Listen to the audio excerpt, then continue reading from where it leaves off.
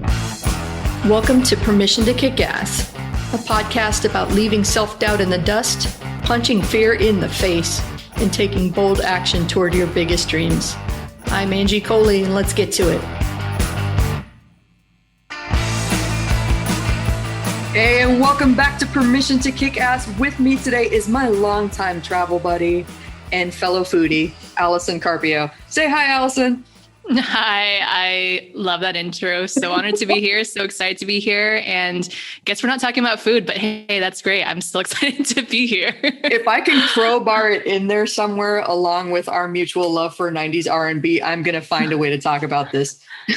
Don't worry. I will slide it on in there. Don't you worry. I'll slip in a food metaphor here and there.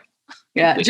Just so you know, you're listening to this, like Alice and I have been in another country, in Colombia, cooking while Poison is blasting in the background and like filming ourselves doing it. And that was one of my favorite memories ever. Oh my gosh.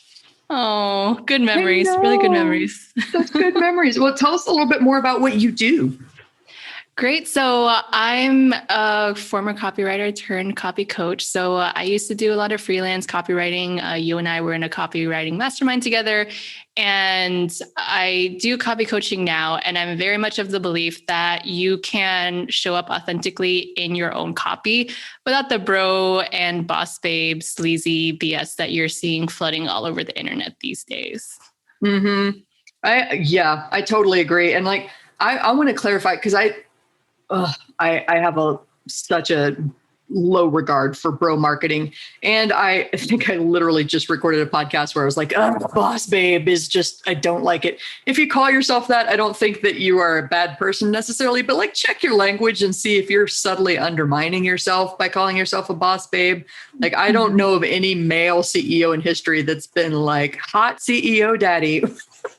Why do we do this? I just cringed when you said that. And it's also, I mean, what I have learned is the bro and boss babe way of marketing, of copywriting, is very much rooted in oppressive systems. So when you think of white supremacy, colonialism, capitalism, the patriarchy, all of that, it's very much rooted in that. And even though someone might be a boss babe, there's still those oppressive undertones, and it's still rooted in that. So when we look at like what it comes from truly and what's really underneath that, it's really it has always felt really misaligned. You kind of feel that drop in your gut. I know I have. Mm-hmm. And then when we look at why, it's like, oh, that makes a lot of sense why it feels that way. Yeah, we're both copywriters. And if you're new to the show, you've heard me rant about copy for a while, but we're basically sales writers. It's a little bit more to it, but that's kind of the easiest way that I have to explain it. And language is important, and word choice is important, and using the wrong words like boss babe or using this kind of high pressure tactic language and stuff like that really just, you can't even identify why it makes you feel so bad. But just like you were talking about, it has these undertones and these roots in places that are deeply uncomfortable, which it totally makes sense when you dissect it in that way. Yeah, exactly. And what I found too is like language matters. And it's also like, even before that, it's the place that you are coming from when you are writing that really drives the words that you're saying. So for example, if you're doing this launch and you have all this pressure on you, and maybe like you, I don't know how I'm going to like, I'm trying to say like when it's not necessarily that you're feeling desperate, but like if you're coming at it like I am the best, you have like, you're tapping into the ego part of yourself. Then what you're going to say is going to come off, feeling misaligned. It's not going to feel like your real ass self. It's going to feel like you're either going to sound very bro-y or boss babe-ish. You might say things that make it seem like you know everything, or you are absolutely right, or you are absolutely perfect. Mm-hmm. So that's kind of that's one of the ways we step into that territory. And whether we use certain words or not, that tone is really from that place you are coming from, instead of a more like grounded space where you're like, oh, I have something to share with the world and I want to share it, versus like, I'm here to persuade you into buying from me and thinking that I am worthy of working with. That's really interesting perspective. And I don't know that I'd ever looked at it that way, but it really, really makes sense that how you're feeling, where you're literally coming from as you're sitting down to write this, has a way of making its way into whatever your promotion, how you're talking about things like that. And so if you're feeling under pressure, if you're feeling like high and mighty and super, oh, I know my shit and everybody needs to have this, that's going to come through in the writing and be not necessarily authentic to who you really are and who you help. Yes. And think about your favorite artist, or let's even say like Drake, for example. Drake really taps into his heavier emotions, more so sadness. So, when he's going through heartbreak, like, you can really feel it in his songs. He's very clear about it. On the other hand, and I'm not saying I respect this person as a person, but just as an example, Kanye West, when he writes from a place of anger, sometimes borderline resentment, which I don't recommend, but you could really feel the fucking anger in his words and in his lyrics and in his rhythm too. And you can that really, that's his shit right there. Mm-hmm. Well, that's interesting because I think I had developed over the years kind of a system for calming myself down, getting into a writing zone and sitting down so that I could be more thoughtful in that approach. But I never really articulated it to myself in quite the way that you just did, which is cool. Teaching me something after over a decade. Always be learning. It's not always be closing, always be learning. Always be learning, always be unlearning, whatever you want to call it. Mm-hmm. Yeah, that's amazing. So tell me a little bit more about this transition out of writing the copy into teaching people copy. How did you go about doing that even? So what I was noticing was not only were in, copy school, and by copy school, I mean the books, the masterminds, the communities, the programs, not only were they teaching that boss babe bro way of writing copy, a lot of the clients that I worked with wanted copy written that way. I thought, oh, that's really terrible. Yeah. So those two things really made me decide okay, I want to change this. I don't want copy school to be about that oppressive way. I want to show people that you can do it, or you could show up authentically in your copy. You could, free yourself from all the shoulds, from all of the sleaze, from all of the BS. So that was a large impetus for it. And I remember specifically a moment, maybe a couple of years ago, I was at a mastermind, and the person presenting, really brilliant guy, said something that really just hit me right in the gut, right in the solar plexus. He was saying something about how he was teaching about upsells, which if you're unfamiliar with that, that's when, you buy something and then someone tries to upsell you, would you like fries with that shake kind of thing? Yeah. Food metaphor number one. So I got that there. So he was teaching about upsells. And one thing he said was he said, make sure you upsell. And I'm totally butchering, but he said, make sure you upsell. You never know when you're going to see their money again. Ew. And yeah, I just remember thinking I remember my shoulders was kind of hunched over, and I just felt like I needed to protect myself, and it felt really gross. And, there's a lot. I mean, we could name all of the gross things that are things out there, twisting the knife, for example. But that one really that was the one that really sent me, or that made me question, something has to change. Something really needs to change. And I don't want to perpetuate this cycle here by, writing copy for people, doing this stuff, or even teaching people that way. Mm-hmm. That's so gross. God, I feel like I need a shower after that too. It makes me picture that these people think of a human being on the other end of the telephone or the other end of the computer screen or wherever they happen to be as a wallet with legs. Mm-hmm. And all I can get from you is money. Well, you know what? You can get relationship, you can get mutual value, you can change their life. There's a lot of things that can come out of that relationship other than open a wallet. Oh, that's so gross. Yeah. Yeah. It's kind of gross. It's kind of like when you think of those mall stands, and they're really trying to chase after you because you're walking away, and they're just really trying. And, in person, that doesn't feel good. And I think you point something out really interesting, because it's really easy to make things impersonal on the internet, but it's still personal in many ways. Yes. It's somebody's real life on the other end. Don't fuck with that. Like, you can't, I don't even want to say you shouldn't. Don't be the asshole that prioritizes making money and closing sales over someone's life. That's a life, man. Take that seriously. Yeah. And on that note, I just want to say that there is a better way. That is not the only way. I think it sucks that we are taught that is the only way, or the quote unquote best way. And also, a lot of us have made mistakes. I know I have, because I didn't know better. And I also want this episode to be about just really releasing that shame, because, where did you learn that? You probably learned that from somewhere. Yeah. Is the unfortunate truth. And how are you supposed to know? Yeah, exactly. I was glad that you mentioned the shoulds, because that really stuck out. I wrote it down, like, circle back to should, because I've long had a joke with my circle of friends, like, stop shooting on yourself.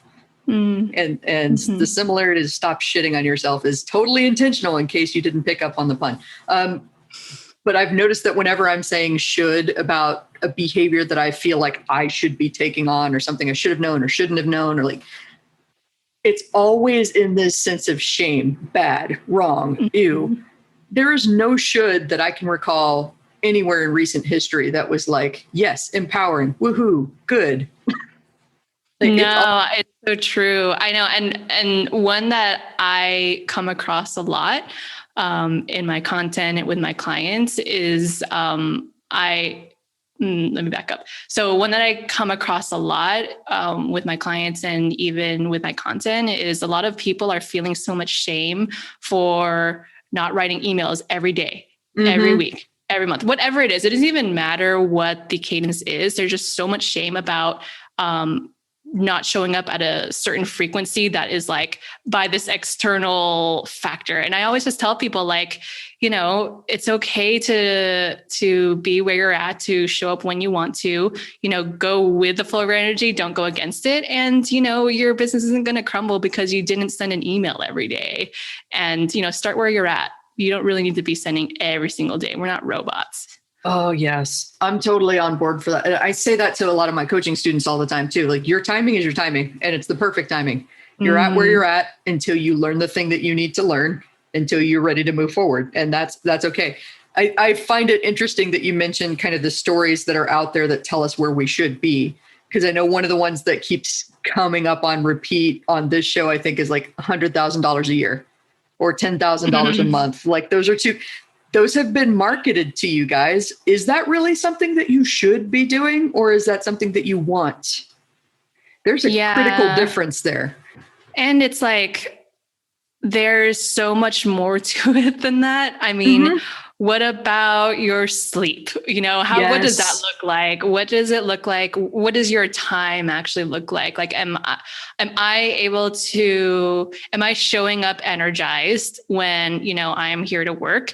Am I, still building the relationships that I have? Am I spending time doing the things that I love to do with people that I love to do it with? Am I able to take breaks without feeling guilty for it? There's just so much more to it than just the numbers and the monetary. And I think as part of copy school, like, that is all we're taught, is like, the numbers matter, the numbers don't lie, blah, blah, blah. And also, here's the thing, like, there's so much more to it than that. There's a lot of these invisible, they're not even numbers, but invisible, like, measures and metrics that we're not talking about. And, part of it is just really how you're fucking feeling. Like, how proud are you of your copy? Yes. And when my clients submit, copy critique, I say that in quotes, I always ask them first and foremost, like, how do you feel about it? Because if they're saying, like, I feel awesome, this feels aligned, like, I, really feel like myself, I'm not going to be telling them, like, this doesn't sound like you, or this is, whatever, So it's like, I think that's a very an underrated piece of writing copy. Absolutely. I've definitely written copy where I just felt like, oh, I got to do this. I have to do it this way. It feels wrong, but I've got to do it to get, sales, engagement, whatever the hell. And, that's like, I think when we're looking over the long term and we're not just looking at that one email, for example, and we're looking at the long term, like maybe it's the long-term relationships we have with our people, or even just like how we feel about our business, like that is what I look at. And I think that is much more important in many ways. Mm-hmm. Yeah, I think it's interesting that you talk about the feelings involved in this. And then when you said sleep, I was over here just like, yeah, we need to talk about sleep.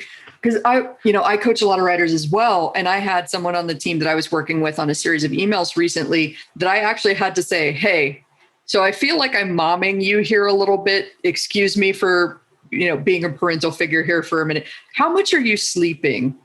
Because I feel like you're staying up all night to get these drafts done, and it shows in the work. Like, I actually would prefer that you get more sleep than staying up all night to get this to me. And like, tell me I need an extra day. I'm sorry to slip this deadline, but like, I haven't had any sleep. It's okay. Like, talk to me, get some sleep, take care of your mind, take care of your body. You're going to do that much better work for not pushing yourself to that absolute limit. Like, ugh. Yeah, that's so true. And, in times like those, sometimes I just like to think of like, what would 60-year-old Allison say? Like, would she say, yeah, it was a good thing that you lost those nights of sleep for that copy project? Yeah. Or would she be like, no, it was really good that you, really prioritized your health and your sleep, Mm-hmm. Hey, thanks for taking me out on a walk all those years ago. My joints, future Allison's joints. Thank you. For helping us get some sleep. Exactly. Joints, skin, whatever you want to use. Mm-hmm.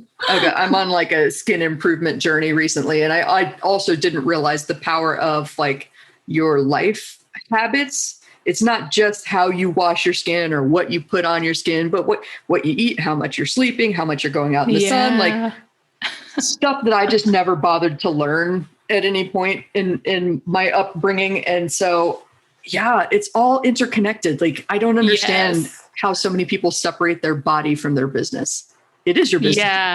Yeah. I mean, because if you think about it, like if you were to get really sick tomorrow, and let's say you don't have team members, like let's imagine you don't have team members, or maybe you have a really small team who maybe quite depend on you. Like, how would you be able to still support yourself? Mm-hmm. Yeah, I think one of our mutual friends, Kevin, talks about how long could your business run without you? Mm-hmm. And ever since I first heard that question, I was like, ooh, okay, so that's something that I want to work on in my business, on figuring out how to make sure that it can run without me. If I need to take time to recover, if I need time because I found a really interesting restaurant and I want to be gone off the beaten path for a couple of days having an adventure. There are multiple reasons beyond I need to rest because I got sick to take time off work, and they're all okay. Yes, rest. I'm a big fan of rest. And I used to go to this co-working space before it closed in the pandemic, RIP. And I was very much known as the person who would take naps throughout the day in the very like public place. Like, there was this bench there were pillows, people would walk back and forth. It was like a high traffic area, and I would still take naps throughout the day. Like, I just need those naps. They never get the video, but I'm over here doing like the Freddie Mercury fist in the air. Like, yes, I am the nap person too. When I used to do those big in-person conferences and I was on staff, all of my team members knew that if I disappeared in the middle of the day, it's nap time. She'll be back in like 30 minutes, maybe an hour if she's really tired. It'll be okay. Guys, you're dealing with a much better Angie when Angie takes a nap. I'm just telling you.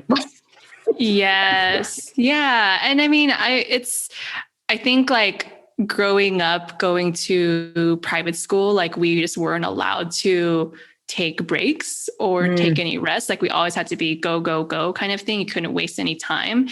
And that's something I've really had to unlearn, especially in the past year and running my business, is like, breaks are actually good. Like, it's okay to take breaks. Like, breaks aren't a sign of weakness. Rest isn't a sign of weakness. It is actually something that you are doing for yourself so you can show up and, show up with that energy, and people will notice when you are more energized rather than like feeling like you really had to be there. You dragged yourself out of bed.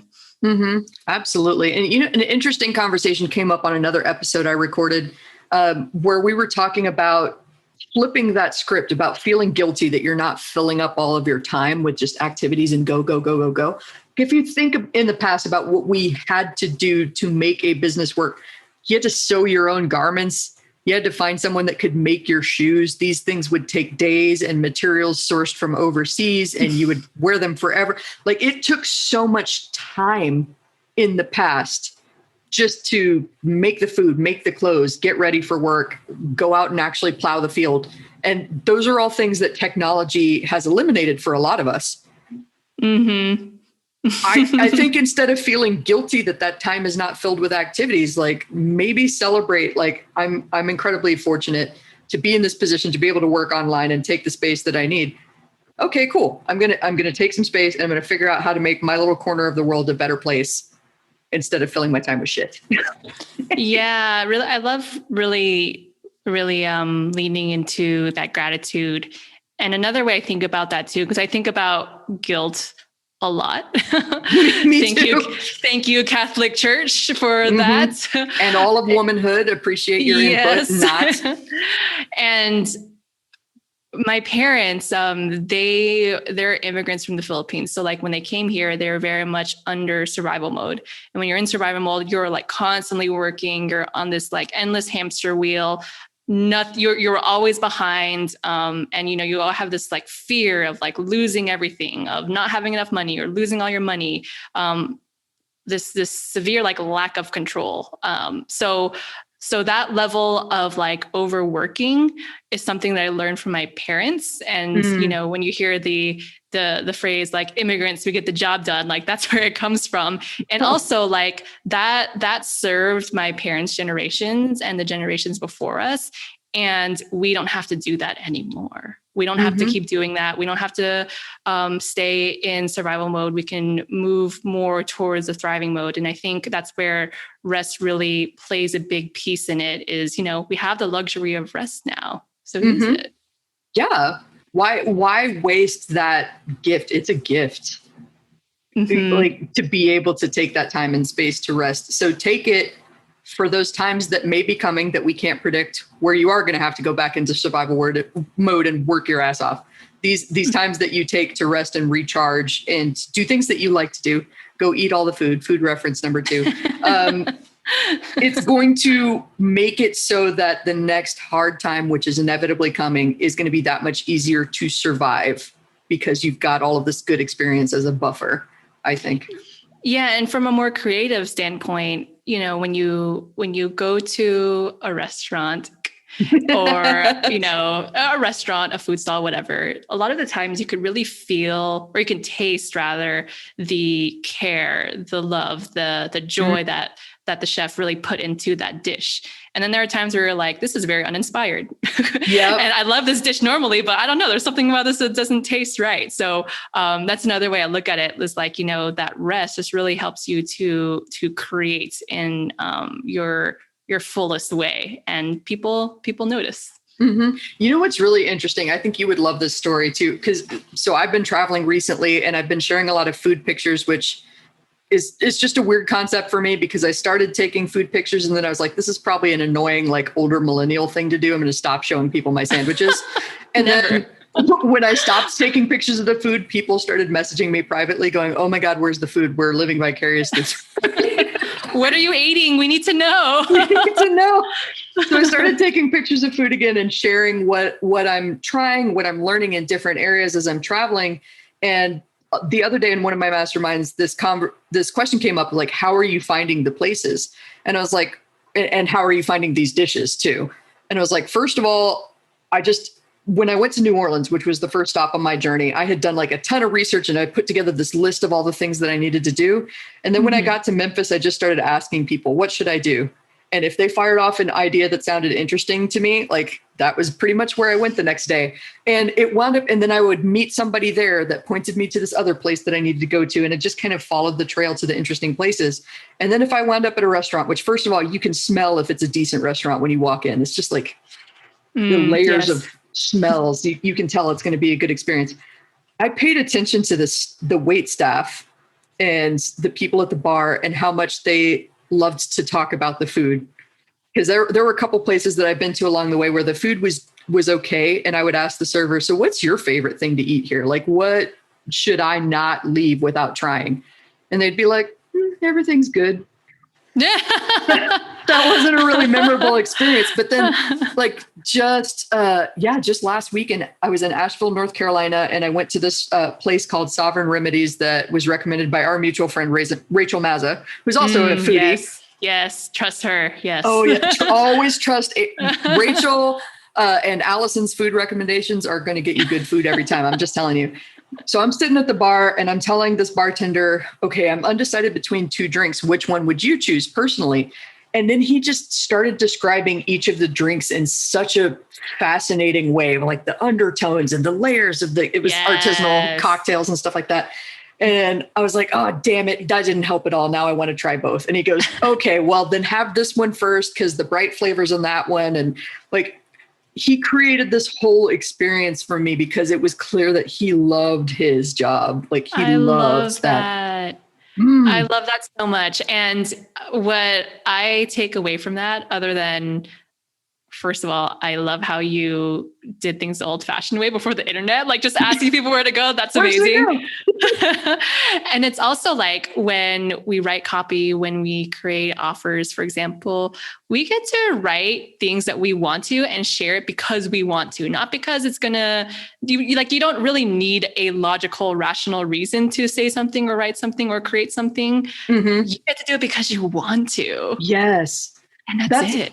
That's been an interesting experience as I do this too, because I'm a #digital nomad, whatever. And I think a lot of people like mistake me for the influencer. Like when I say influencer, I'm talking about like the polished, every picture is perfect and staged influencer. Swipe up to get my mail plan, smash that subscribe button. Yes. Always like with the hair somehow always just like billowing in the breeze. And of course, nobody can see me here as I'm playing with my own ponytail. It looks great. I was joking. People were like, tell us more about your adventures. And I'm like, the adventures I'm having, I shared. The rest of the time I'm working. What do you want from me? And they were like, I don't know. I just want to peek into your life. And I was like, all right, well, you're tempting me. You're really tempting me to be like snapping a selfie while I'm doing the dishes. Like #digital nomad life. Time to watch my underwear. The other day I fell down the stairs while trying to do my laundry. Digital nomad life. Yes. Gotta love that. I mean, when, especially when you're abroad, there's always like, currency slip ups, language barriers, things like that, like #digital nomad life. Right. Oh, there. yes. Yeah. I remember our time in Colombia. There was a time that you guys had gone out before me. And then I was meeting up with you later. So I took a cab by myself and my garbled Spanish, I could not get the cabbie to understand what I was saying and where I was going. So I just got on my phone and flipped the maps to Spanish and like had her navigate to him and just held the phone up. Like, see, look, what a wonderful time to be alive. We have the tech that will make a lot of these things easier for us. So don't make it harder on yourself than it has to be. Yes, I love that. And I just love that you're sharing things because you want to. Share that sandwich, girl. Share it. Share. People want to know. Well, but the funny thing about that was that my instinct was not to. My instinct was not to talk about trying to figure out where to put all my shit in my new Airbnb. My instinct was not to talk about these things, but people have been telling me I want to hear it. So I don't know. Like it's kind of interesting how sometimes I think we can be a little bit short-sighted in terms of what is interesting about what other people find interesting about us. And we shift into that, here's what I think people want to hear from me mode of writing and creating versus here's what I want to talk about and what's actually going on. Yeah. And I think that really goes back to all of the shoulds because it's like, I shouldn't be sharing this. Yes. I really shouldn't. It's, fill in the blank, whatever is going to happen if you do that. And I just love that. I love that it's becoming more common for people to really unlearn that because that's a really huge shift that I'm seeing. And it's interesting. I think it starts with surrounding yourself with the right kind of people who tell you, no, that's a great story. Please tell me more. Like they lean in and they kind of force you to share the story that you're not quite as comfortable sharing. but after a little bit of practice telling the uncomfortable stories, it becomes a new normal.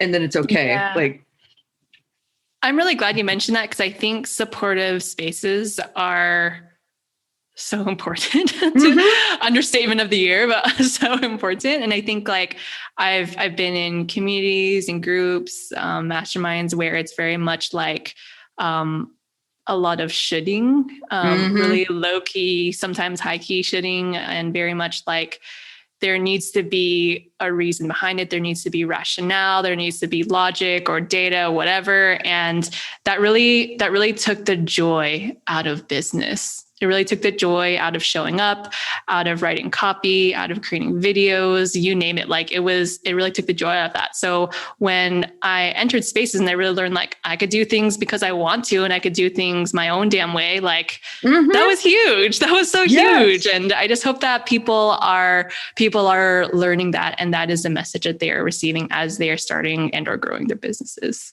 And like putting yourself out there and sharing this stuff as you're learning it, even you don't even have to be an expert, but like, I just learned a thing, I'm going to go share it.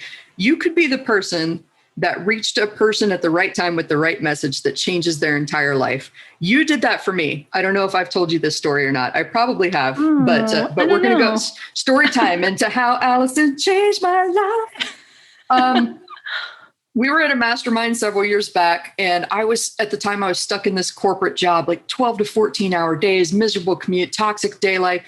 And I'm just trying to get them to brainstorm a way to get me out, which is great. I needed that outside perspective. I needed someone to tell me some people are better as employees, so I could go, fuck you, and decide to leave.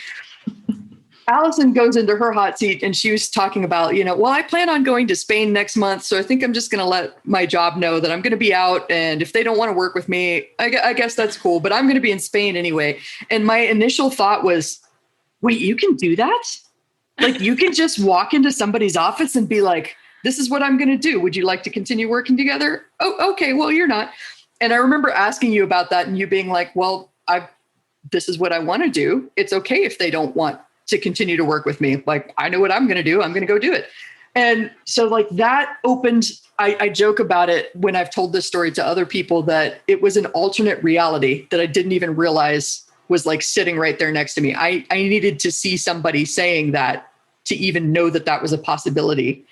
And then afterwards, of course, I sat in my feelings a little bit, and then I sank into that envy a little bit. And like, she's over there free and traveling and probably making a lot more money than me, and then like has bosses that like her a lot more than mine like me. And then at some point I slapped myself out of it and was like, you know what? No, you want to travel. She knows how to travel. Go ask her.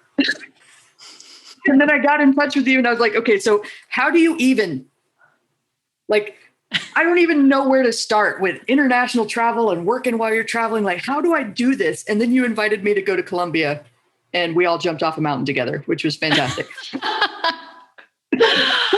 Oh my goodness. Thank you for bringing us down memory lane. I want to remind us that was 5 years ago. Yeah. That was 5 years ago. That's kind of insane. Probably like now, because it was in the summer, right? So almost exactly 5 years ago.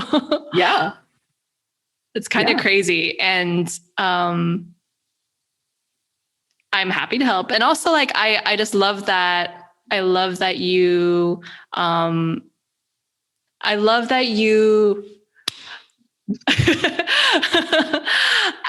really love that you shared that, and that you took that and was like, "Ooh, how can I do this for myself?" And I love that you made space for, the heavy, denser stuff that comes up too. Cause I get that. I totally get what you mean by like, that compare and despair cycle that goes on when you learn something new. I love that. That's so snappy. Compare and despair.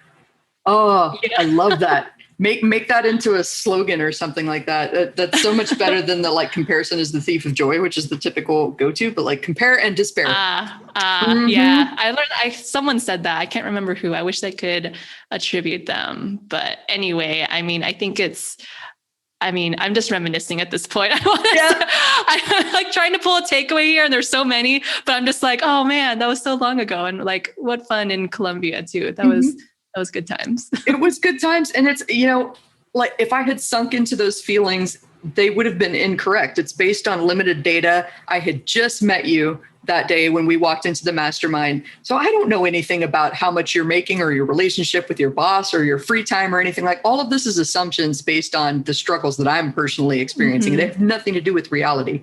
So when I don't even remember what snapped me out of it, but I remember that was my real, I think, first uncomfortable experience with just making it out. Here's a thing that I want.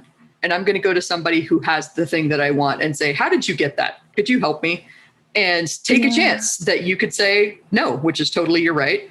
Take a chance that you're going to help me and I'm totally not going to understand and I'm going to be overwhelmed, or I'm going to say this is not possible and like shut down. But, I think it was great too that we both mentioned kind of making room, holding space for those negative feelings, because toxic positivity has a way of working its way into some entrepreneurial, you have to be happy all the time or you're not, you're not winning or whatever. Look, I have a freak out timer, guys. I don't know if you think I'm this like super confident ball buster who never has anxiety fits, but no, I have like a 15-minute timer that I like. It's meltdown time, 15 minutes, and I'm going to freak out and this is going to cause the end of the world. Wait, you get to predict yours? I'm jealous. Mine just comes randomly. Like when I can feel it coming on, and I usually notice it in my shoulders first, like they start to creep up toward my ears. And so when I start feeling that feeling and then I feel the thoughts start to race and I can't make space in between my thoughts, I'm like, all right, freak out timer. Here we go. Yeah. And if I can, I'll even call a friend and be like, okay, I just need 15 minutes to freak out. And usually by the time that timer goes off, I've gotten it all off my chest and I can just move on. Like instead of burying it and turning it into kind of a pressure cooker of shitty feelings, just able to let it go. Love the pressure cooker reference. And I agree. Like it's really, I think toxic positivity is something we learn from a lot of the bros and boss babes, to circle it back to them, because, it's like, it's another should, isn't it? It's like, you should always be happy. You should be living your best life. You should, A, B, and C, X, Y, Z. So I love that. I love that we're talking about making space for it and, accepting it, that these are, the way I see it is like they're little waves, like a wave of fear, a wave of anxiety, a wave of sadness, a wave of anger is coming. And some waves are bigger than others. And, it's just this temporary state that's just coming and going that we could look at and just observe the waves that are happening in the moment. That's so great. We fight the feelings so often and we feel like we have to be on all the time or perfect all the time, or like, and I, to a certain extent, I know that you have to maintain an image so that people trust you to be a professional. But to that effect, I say, don't show open wounds, show scars. So if you're going through something really heavy, by now I've talked about my breakup several times, but part of the impetus behind this massive journey that I'm doing was I had an unexpected breakup. I can talk about it without tears now because I've done a lot of the processing, but not going to lie, when I got to New Orleans, somebody was like, hey, share more of your adventures. And I was like, so the last 2 weeks, I'm pretty sure I just melted into the couch. I became one with the couch and I watched a lot of Netflix and there was no adventuring. Like, yeah, that's what you needed. It happens. Just don't stay there, Don't fight it, but don't stay there. Yeah. And I love that. And I go back to the idea of creating from different places. Like there are times where I know I have created from a place of resentment or a place from, even to say trauma, and trauma could be that pain or that sadness kind of thing. So, I think that's another way I see it is like, are we creating from a place of wanting to serve, wanting to help, joy, love, whatever that is, anger even. I think anger is okay when it's not resentment. So I like to catch myself when I am writing something or creating a video or whatever, and I am deep in that resentment or I'm deep in that trauma, and I take a step back and I'm like, wait, let's let this marinate a little bit. Let's let this sit. Maybe we'll come back to it later, or maybe it won't even see the light of day, because in my opinion, I don't want to be adding that more into the world and the internet. Yeah, no, I think that's a really smart thing. Like you can be authentic in a way that's not unhinged. Not bland, not that boiled chicken with the sprinkle of salt and pepper. We want the juicy chicken. We want the golden brown delicious. Oh, I've found so many good hot chicken places that you're going to love. I have a list of them all, and we're going to hit them all at some point. Yes. But like, look, there's a difference between being authentic and being completely unglued and just like saying whatever you think that pops into your mind with no filter and no extra thought whatsoever. Like, I don't know. I feel like I heard it somewhere where somebody talked about the first thought that pops into your mind is usually society. It's usually the stuff that we've been conditioned to think, like, oh, that skinny chick needs a sandwich. Oh, that guy is like too loud and needs a hobby or something. It's usually a judgment that's been kind of programmed into it. And then the thought that pops up after that is usually our authentic reaction. So like if you're operating from that top level space of saying whatever pops into your mind with no filter, I think that's unhinged territory. That is, people wonder like, what is that? What is going on over there? I can't get a sense of who this person is because they're always so reactive. Whereas if you wait for that second, for the real you to pop in and react to something. I've had that reaction before where I looked at somebody that was rather slender and was like, that person needs a sandwich. Nope. I don't know that person's story. That person is perfectly fine with or without a sandwich. I don't know why I even had that thought. Hope you have a nice day. And I love that you talked about judgment, because that for me was really clarifying. It's like, oh, is that a judgment that I am making? And so, when I am talking about like creating from a place of blank, we don't want to be creating from a place of judgment. There's a difference between feeling like there's resentment and judgment, and then you're feeling more grounded and, wanting to share something, even when you're feeling grounded and angry, or grounded and sad, or grounded and joyful. So I totally get that. And, judgments come so quickly. And if we acted on all of our initial reactions, then who knows what life or the world would look like. What the image that just popped into my head was too scary to describe. So let's not we'll leave that there. But God, that's so true, because I could imagine writing or creating something and then feeling resentful of people at the same time, and how you would inadvertently just piss people off, or really just, offensive is such a relative hot button term these days, but like you could say something that you don't mean that causes an offense just by that state of mind, like not being able to recognize the impulse thought versus the real thought.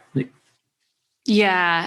And the thing is, like, when we're really visible, it could happen. It's bound to happen. I might do it again. Who knows? I did it a lot in the past year. And, I've learned a lot from it, but, with sometimes we're just going to be in those spaces. And I think it's such a service to ourselves and our people when, we can catch ourselves in that resentment, in that judgment, in that, whatever the place we want to actually show up in, and create from that place instead, because that's when we feel really aligned with what we're doing. That's when we'll want to show up even more. And when we're just having fun, having fun with our business. That's what it's about. Heaven forbid you build something that gives you space and lets you have a lot of fun, like instead of the old notions of work yourself into an early grave. Ugh.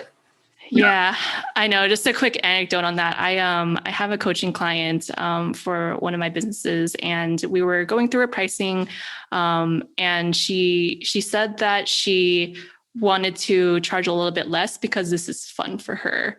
So there was like a little bit of that guilt, like I shouldn't be charging because this is fun for me. I can only charge thriving prices when I don't enjoy it, or when it's really, really hard work for me, or I've grounded myself to the bone. And we really had to unpack that, because, that's not what we have to do. We don't have to subscribe to that.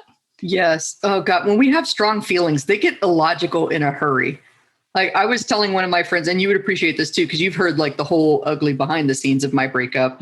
Thank you for being there for me when my life fell apart. Always there for you. I was driving from Asheville to Atlanta, doing my best to ignore a yowling cat. She sang me the song of her people the entire drive.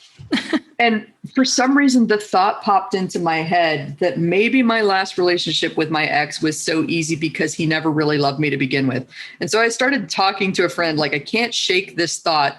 And the friend reflected it back to me in a way that showed me kind of the nonsense. They're so your ex treated you with kindness and respect and made you feel loved and wanted, desired because he didn't like you. Mm-hmm. And all of your exes before that treated you like shit because they did love you. What is going on in your head right now? And I was like, sometimes just saying it out loud when you've got that, like your client coming to you and saying, I don't think I should, the should and the shame. I don't think I should be doing this because it's too much fun. You got to get those shoulds out into the light, like shine a light on the shame, and it's not going to have quite as much power over you.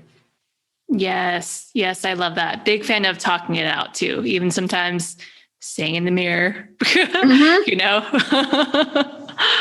Yeah. Cause like that thought just, it stuck in my brain and it just kept looping there and getting bigger with every loop until I said it out loud to someone and then was like, okay, well, that doesn't make any damn sense. Why am I getting so like worked up over this thought that literally is not logical at all?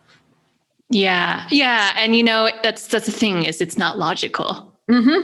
It's emotional. Yeah. Yeah. And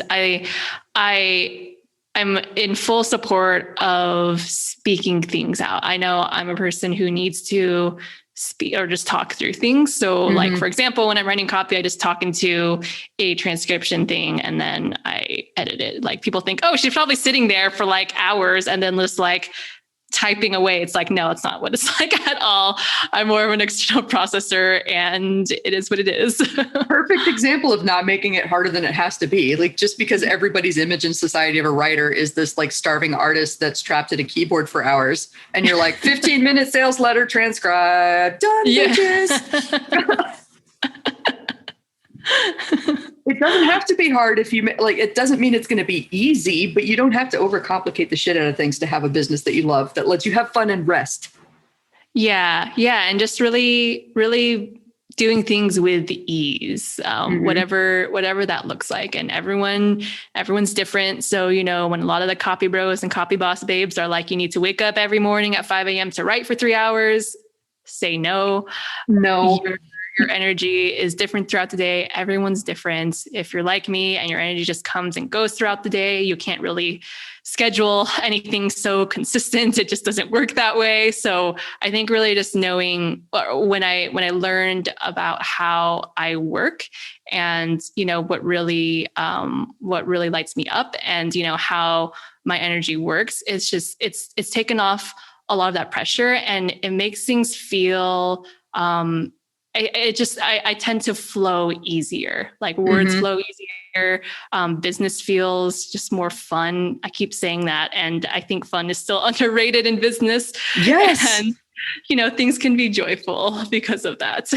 I think the first time I wound up in a mastermind, and I think it was like a fancy, like a Ritz-Carlton or something like that. So I first of all had this like grown up poor imposter syndrome. Like I'm in a Ritz-Carlton talking business with people. What the fuck is happening right now? I don't even understand. How is this life? But then afterwards, when I started connecting with people and getting to know them, and then they invited me to like the lounge area and we're all going to play a game. And we wound up playing this raunchy game called Preferences. And I just remember at one point during the game, you know, I can't even begin to describe preferences. Go look it up. You'll find it. It's very fun. But we're playing this game. I'm learning a lot about my colleagues that I didn't necessarily even want to know, but it's hilarious. We're all enjoying a drink. And I remember the thought popping up into my head, this is business. I like this. This is fun. And sure enough, like, even though we all got drunk and we said ridiculous shit and we're playing this stupid game in a hotel lounge, a couple days later, people were calling me going like, hey, I had fun at the bar the other day. So I have a project I want to talk to you about. And I was like, wait, did I just do business by getting drunk in a bar? Like, not that I'm advocating getting drunk in a bar, guys, don't misread me. But like, that was my idea of fun at the time, and fun led to business. And that was just like what? Can I do more of this, please? Like, I just want to like eat and drink and play games with people and then do business. Yes. Oh, I love that light bulb moment because it's so much like I mean, what you could have done was been like talking all about business, throughout the night, but it was just all about, hanging out and having fun. Yeah. And business came up from time to time. And then we would wander into the next thing that one of us is passionate about, or like, oh my God, this wine. Have you tried this wine? Let's go get some food. I have the munchies. Just followed the conversation wherever it went and had fun with it. And then the business came as a result of the relationship and the authenticity that we had just connecting as people.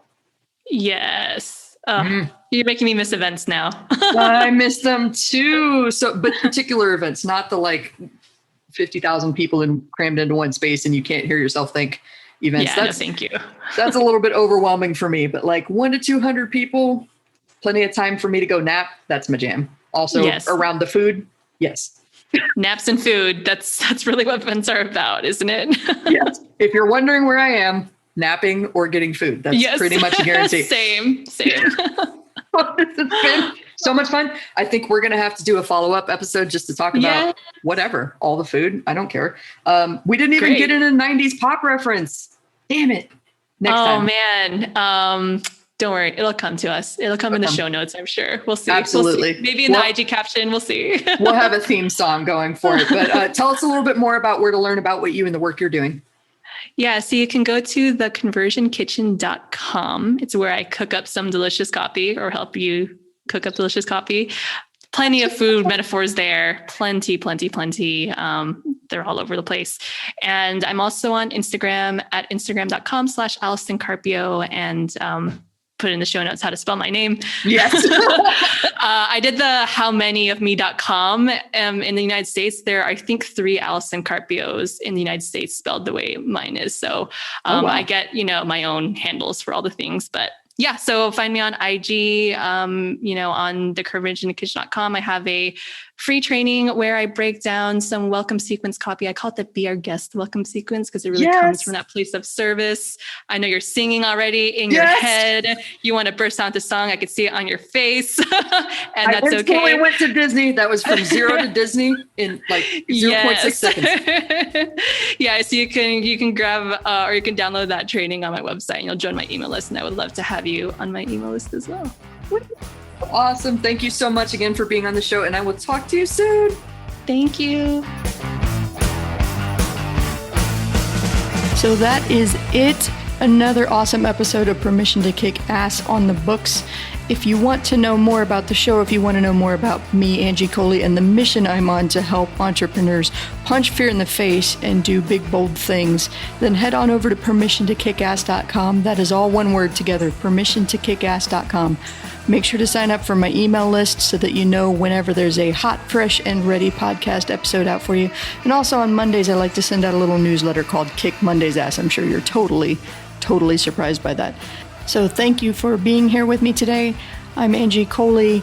Make sure that you share this with a friend that needs to hear this message today. Like it, share it, comment wherever you're listening to this today. And let's go kick some ass.